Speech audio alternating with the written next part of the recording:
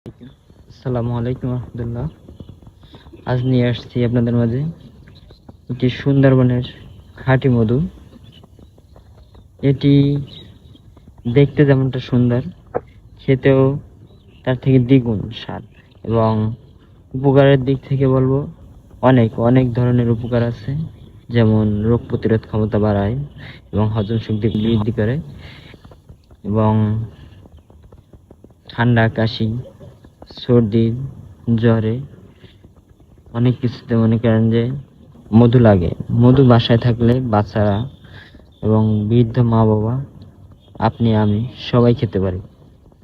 তাই মধু কিনবেন, দেখে শুনে কিনবেন, এবং খাঁটি মধু কিনে হন ধন্য।